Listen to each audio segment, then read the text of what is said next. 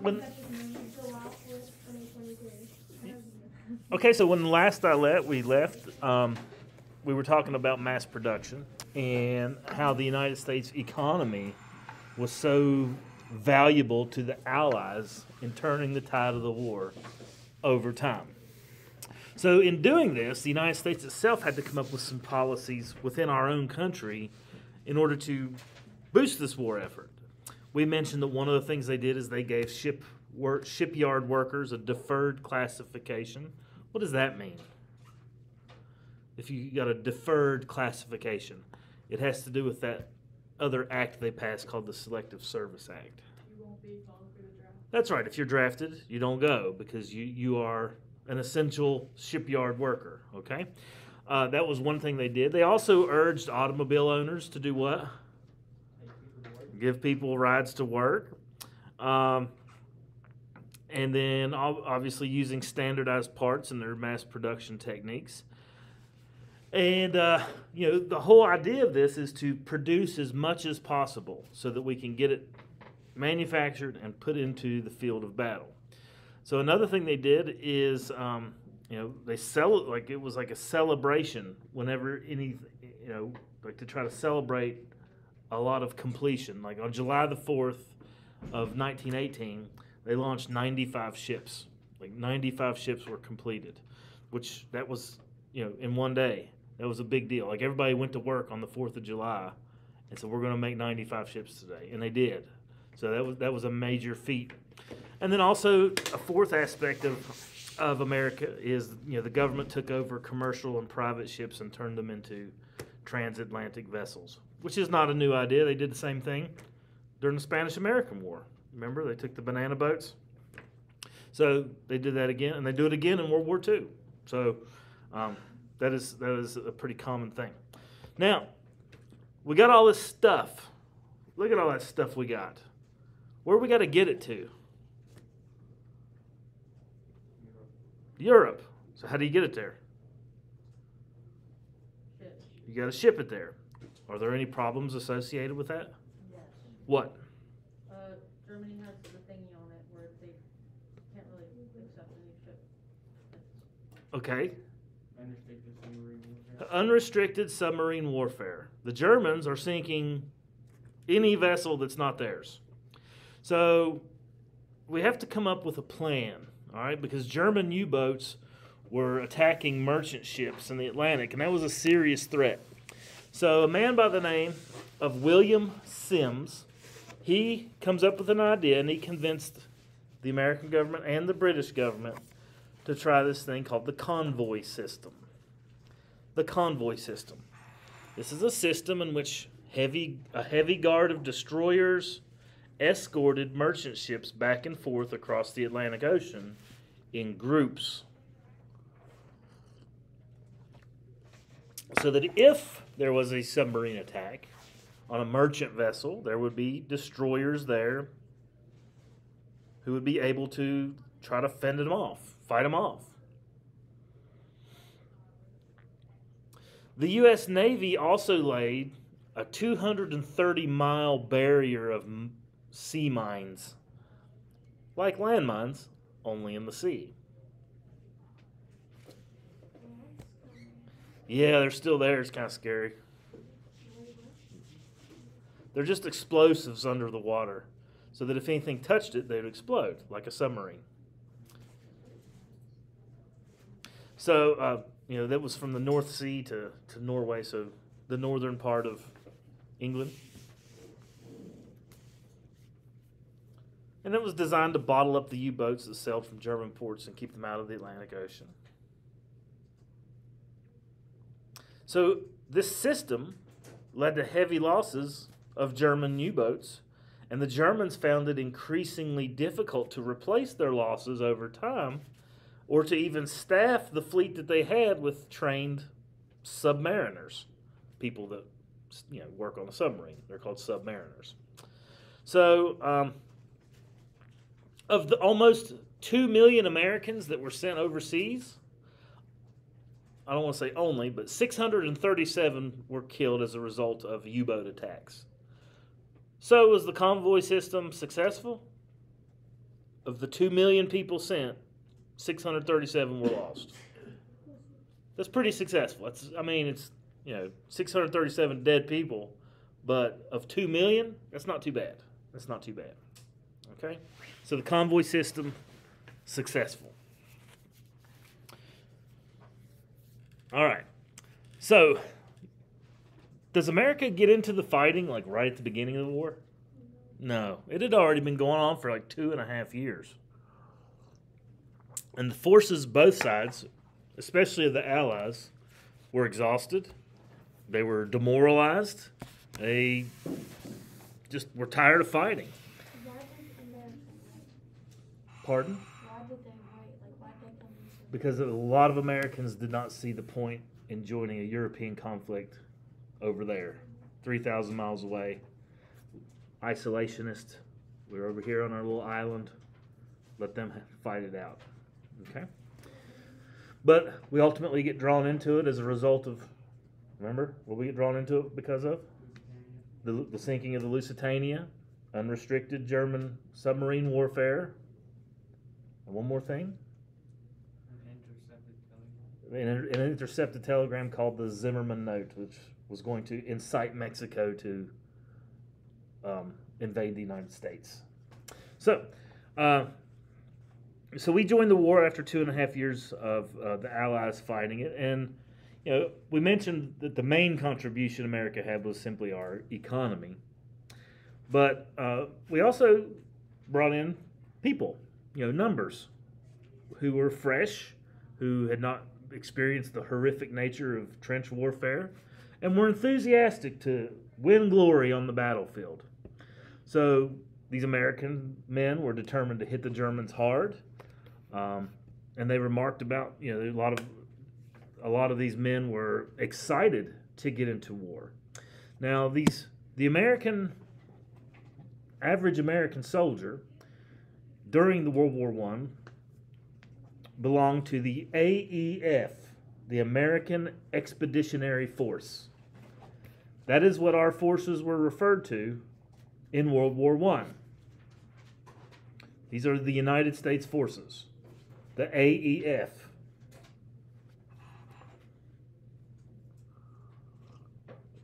Led by General John Pershing. That's him on the left. And members of the AEF came from all over the United States. What were American infantrymen called during World War I? In World War II, they were Joes, like G.I. Joes. But what were they called in World War I? Doughboys. Why were they called doughboys? Because they love eating Pillsbury croissants? No. They were nicknamed doughboys probably because of the white belts that they wore, which they cleaned with piped clay, which was white. And this piped clay looked like dough. So they always had dough on them, literally like this clay. So that's where the nickname came from, doughboys. The white belts they had and the way they cleaned them. Not the most exciting nickname, but that's what they were called. Now, the majority of these doughboys never ventured far from their homes or the small farms that they grew up on or the towns where they lived. And imagine, growing up on a farm in Mississippi in late 1800s, early 1900s, and then all of a sudden you're trained to kill people, thrown on a transatlantic ocean liner, and you arrive in Paris, France, like one of the most sophisticated cities on earth. Talk about culture shock. Not to mention being astonished by these brand new weapons of warfare and the new tactics of warfare. To mention some of these new types of weaponry introduced during World War I. World War I saw the first large-scale use of weapons that are now pretty much the standard of modern war. Although some of these weapons were new, others, like the machine gun, had been so refined that they changed the nature of warfare. The two most innovative new weapons were the tank, as evidenced by this picture here of an American tank, and this picture here of a German tank. Together, these tanks along with airplanes. Now, these airplanes are not like the fighter jets of today. You know, they're propeller. They could barely. Early airplanes were nowhere near like safe. They couldn't even support. They could barely support the pilot. Not to mention, they couldn't even support a machine gun. And so the pilots would dogfight with pistols. They'd be flying airplanes and shooting pistols at each other. That was the first dogfights. I'm not kidding. Okay. So needless to say, very few people were shot, but a lot of people crashed their planes because they're trying to shoot and fly a plane at the same time. All right, with basically the power of a modern lawnmower. All right. So, but this guy, you know who this is in the middle? He's an American. He's a very young man during World War I, but he becomes one of the greatest generals of World War II for the United States. That's Patton, General Patton, who was a tank man during World War I and a tank man during World War II. Only he was a general during World War II. So, but tanks, you know, they ran on caterpillar treads, built of steel. Bullets bounced right off them. British had tanks during that Battle of Somme. Remember Somme? 1.6 million dead people. But they didn't use them very effectively because they never had been trained on how to use them. They're just like, hey, we got this new technology, go play. There were no training on how to exercise and use tanks effectively. And as I mentioned, early airplanes were so flimsy that for the most part they were just used for scouting and early on. We talked about the early dogfights where they shot pistols at one another, more like dueling, aeronautical dueling. But over time, the planes began to hold mounted machine guns, and the Germans even came up with an invention. Dante Mayo, you need to report to Miss Barr's class. Dante Mayo, report to Miss Barr's class. The Germans came up with an invention called an interrupter gear. An interrupter gear. What this does is it allows for a machine gun to be mounted directly in front of the pilot. Okay? A big machine gun, like a big time gun. And then, but the problem with an airplane is how is it propelled? What's the engine? What makes it move? It's got a propeller on the front, okay? So this machine gun is mounted in front of the pilot, and then the propeller is also in front of the pilot. And so what the Germans created was this interrupter gear so that when the pilot fired the machine gun, it would shoot the bullets in between the spins of the propeller. How cool is that? The interrupter gear. So you wouldn't be able to shoot your own propeller, okay? So that was a pretty neat invention. It permitted a stream of bullets to avoid the whirring of the blades. So that's pretty cool. All right, those are some new types of technology. And planes obviously advanced greatly. You know, go from the beginning where it could barely carry a person to the end where they're dropping, you know, loads of bombs, like 22,000 pounds of bombs by the end of it. So lots of advancements made during World War I. They also used observation balloons, not as popular, but also important strategically because they could be protected by the aircraft flying close by. So these are new types of weapons. Machine guns and tanks, planes. But the war also has other hazards as well. These new weapons, they sound great and they're wonderful and they are excellent weapons of warfare. What's the purpose of a weapon of warfare? To kill people, okay? So these new weapons and tactics of World War I led to horrific injuries, death, and hazards. And what is the nature of how these weapons are used? What is the average soldier, what is their life like? Where are they doing this fighting? In a hole they dug in the ground that's infested with lice, filth, other people's waste, rats, pollution, dirty water, which you drink, you get dysentery. Not to mention that the fact that they haven't even mentioned the use of poison gas, which they inhaled, over the smell of death and decaying bodies all around you. And this is where you live for weeks or months at a time. You guys ready to sign up? No, I'm good. Yeah, I'm good too. They suffered from a lack of sleep, constant bombardment, and other experiences lead to a psychological condition which they referred to as shell shock. Shell shock. Shell shock was a term coined in World War I to describe a complete emotional collapse from which many of these men never recovered. Shell shock. Shell shock has evolved over the years. In World War I, shell shock. It sounds almost like the guns and bullets that are being fired. World War II, it's called battle fatigue. Battle fatigue. Vietnam, operational exhaustion. Operational exhaustion. Taking all the humanity out of it. It almost sounds like something that happened to your car. Operational exhaustion. You know what it's called today? Post-traumatic stress disorder. Post-traumatic stress disorder. I guess they try to make it, I don't know. That's how it's evolved over the years. But in World War I, shell shock.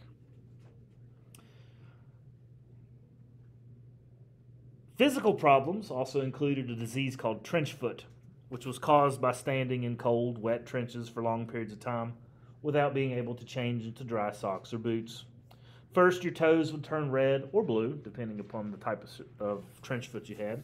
Then they would become numb because the nerve endings in your feet are dying. And then, since circulation is no longer occurring, your feet would begin to rot, which obviously would lead to infection and gangrene and death. So you could die from not changing your shoes. Okay? The only solution to trench foot was amputation to try to cut off the infected tissue before it spread. Like cut off their toes or their foot? Well, it depends upon the progression of the trench foot. If you get it looked at immediately, you could almost reverse it if you get it looked at quickly.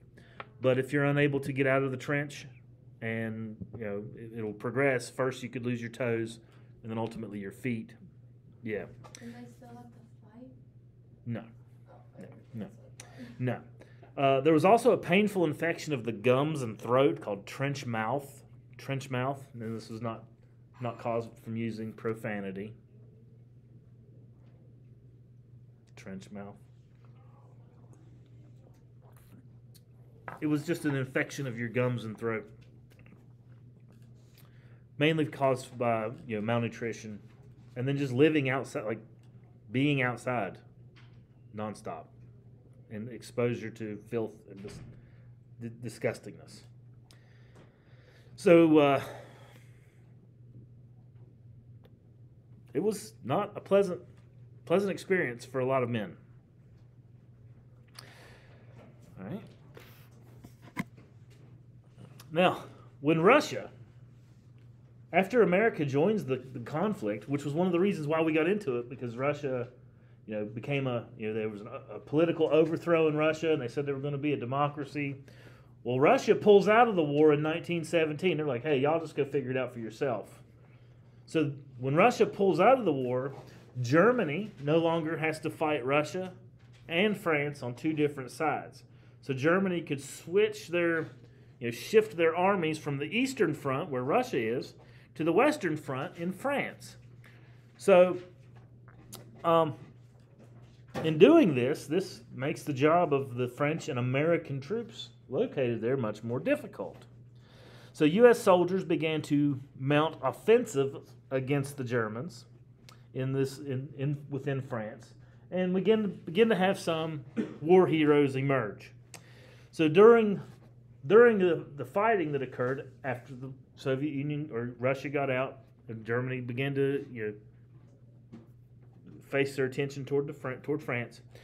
One of our greatest war heroes of all time emerges. His name's Alvin York. Alvin York. And he became famous. You guys ever heard Sergeant York? He was one of the most famous Americans of all time. Just an old red-headed country boy mountaineer from the mountains of Tennessee. So he's basically like your neighbor. Now, when he was initially drafted, he didn't want to go. He was what was referred to as a conscientious objector. A conscientious objector. What does that mean?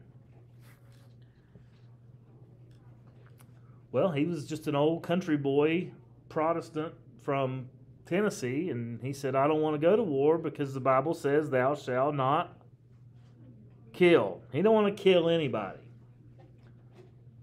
York eventually decided that it was morally acceptable to kill people if the cause was just, which is what many conscientious objectors ended up doing. And then he's thrown into battle.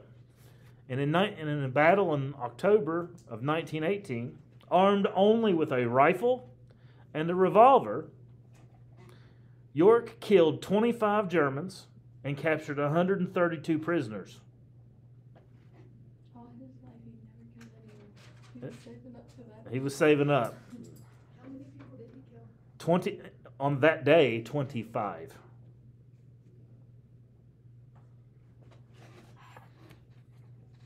And this is just like he's barely literate, just a country boy, okay? General Pershing, the commander of the AEF, called Sergeant York the most outstanding soldier in the American Expeditionary Force. Even foreign armies said that what Sergeant York did was the greatest thing accomplished by any soldier in any army in Europe. York was then promoted to sergeant. He wasn't a sergeant at the time he did this. Sergeant is an officer's position. He was just a guy, just a doughboy. Upon the news of this, York was promoted to sergeant and returned to the United States immediately, where he became a celebrity. He made movies. He toured the country raising money for the war effort. It was like Captain America.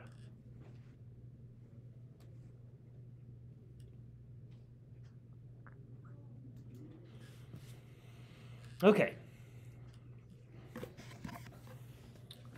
Eventually, one side kind of gives out because it becomes a war of attrition. A war of attrition. What does that mean if it becomes a war of attrition?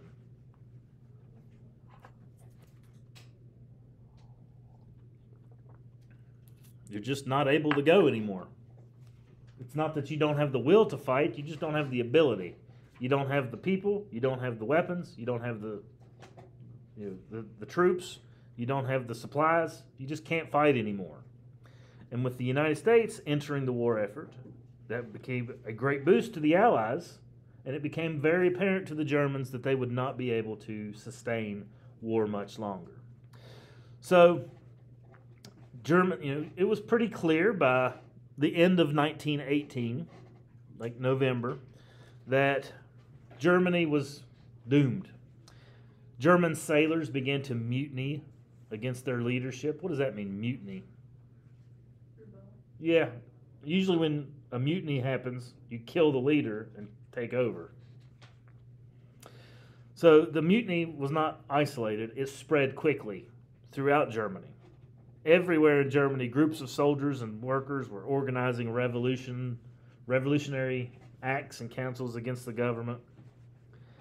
And eventually, on November the 9th of 1918, socialist leaders in the capital of Berlin overthrew Kaiser Wilhelm and established a German republic. A republic, a government of the people. So the Kaiser gave up the throne. No more emperor. Now it will be a republic. Even though during the entirety of the war, no Allied soldiers were on German territory. Germany was left largely, they were in ruin because of the starvation. But, no Allied soldiers were on German territory. No truly decisive battle had ever been fought due to the nature of trench warfare. The Germans were just, their economy, their people, their government were just too exhausted to continue fighting. So, on the 11th hour of the 11th day of the 11th month of 1918, Germany agreed to an armistice. What is an armistice?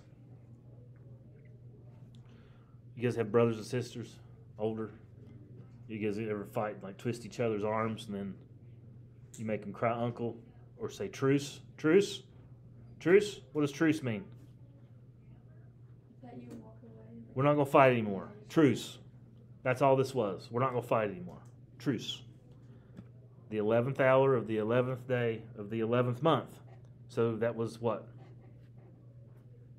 November 11th at 11 a.m. in 1918. Do you guys know how Americans memorialize this day today? Veterans Day? Veterans Day. That's why we have Veterans Day in November when we do. As a remembrance of Armistice Day, when World War I not officially was ended, but the fighting stopped. Okay? So the fighting ends in November of 1918. Now, up to this point, World War I was the bloodiest war in the history of humanity up to that point. Deaths numbered around 22 million. 22 million people died.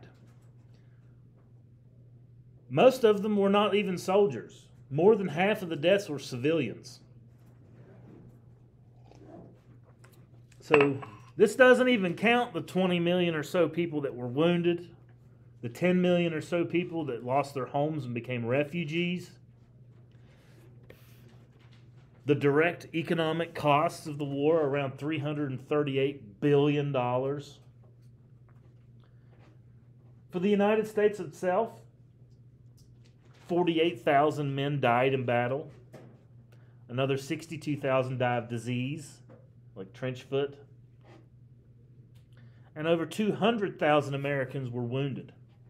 So you got to, now compared to the rest of the world, the United States got off lucky. Look at the chart. Compared to the rest of the world, we don't really have any casualties. We're in the, less than 500,000 casualties. Look at like Russia and Germany. They're in the millions of casualties. Didn't they make a treaty or something that Germany had to blame themselves or something? We're going to get to that, I promise you. Then why did Germany not pay as much? Why did Russia have to pay as much more than Germany? All right, this is not money. This is dead people. Oh, Dead people. So you can see that the United States got off pretty easily here. But you're on the right path with that. You're thinking about the Treaty of Versailles. yeah. And we're definitely going to talk about that, I promise you. So, the war ends. Americans across the ocean rejoice at the news and expect life to turn to normal.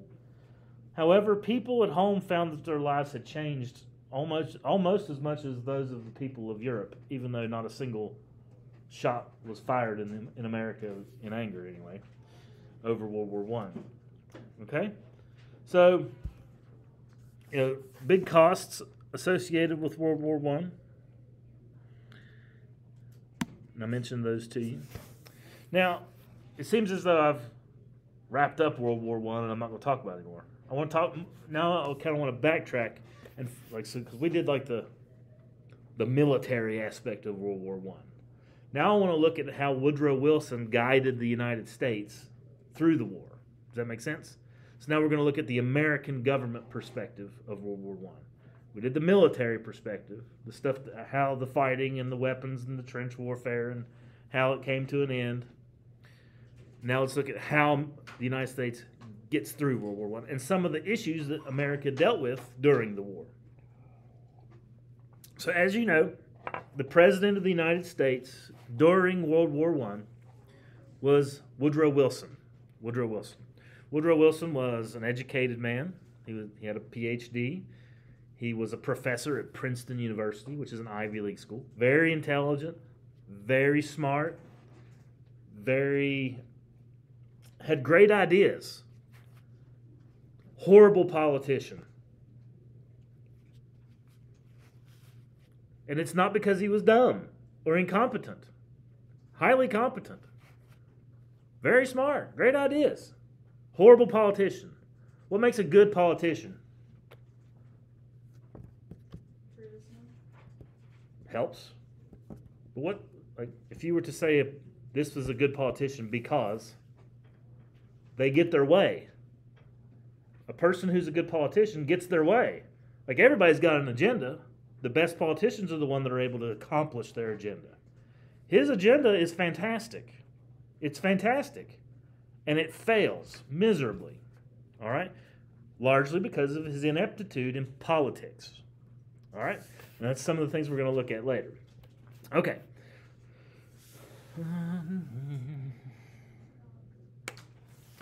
All right, so as you know, we have, when the United States says, okay, we're going to war, we talked about mass production. Well, who's making all this stuff? Yeah, Americans, people, laborers. Like, it's not just like, okay, we're going to start ramping up production. All the people that we have now you're going to do 10 times the amount of work. No, we're going to need more labor. All right, so laborers are kind of put through the ringer during World War I because stockholders see an opportunity to cash in on these government contracts, like industrial manufacturers. Like, you ever heard of DuPont? Ever been in Charleston? You see the big DuPont factory there? Okay. DuPont company saw its stock multiply 1,600% in a 4-year span. That's insane. That is massive profits. Massive profits.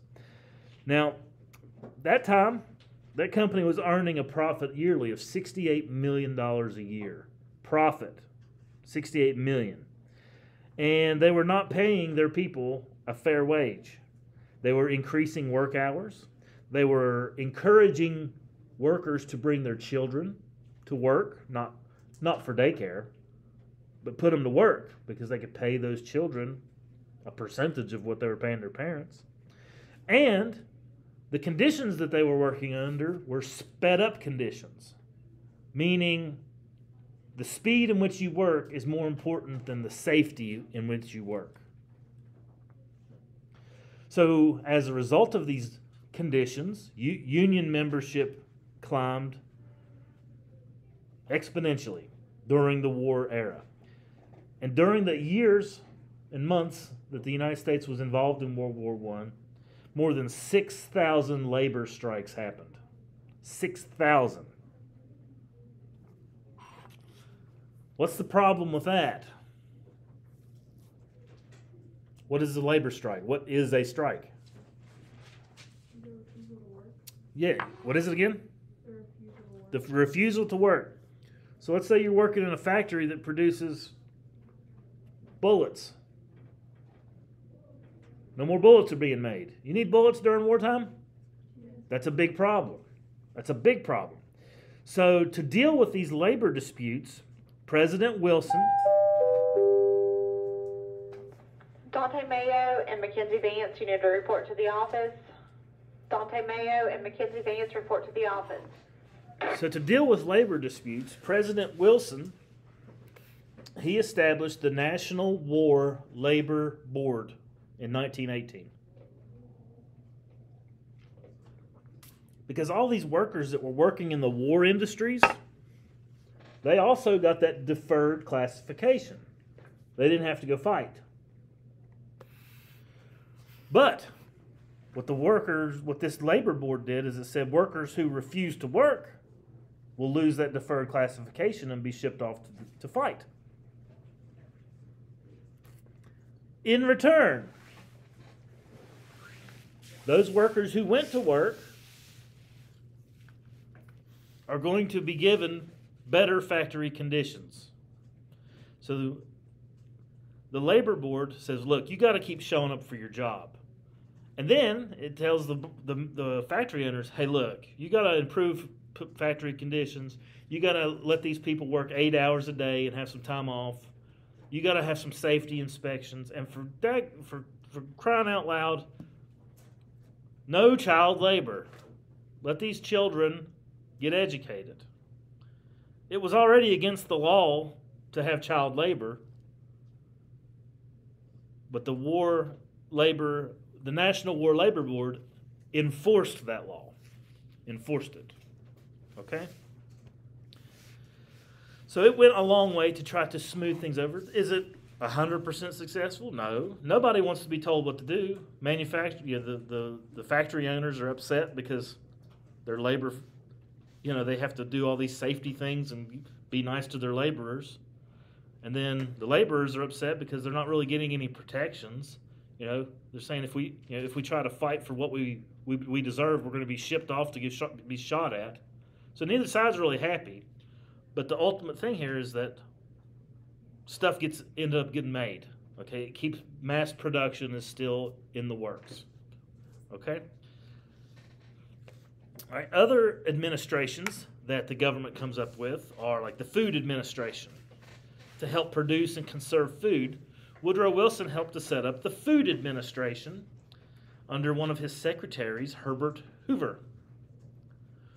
And what the Food Administration does is it calls for people to follow the gospel of the clean plate. That's what they called it.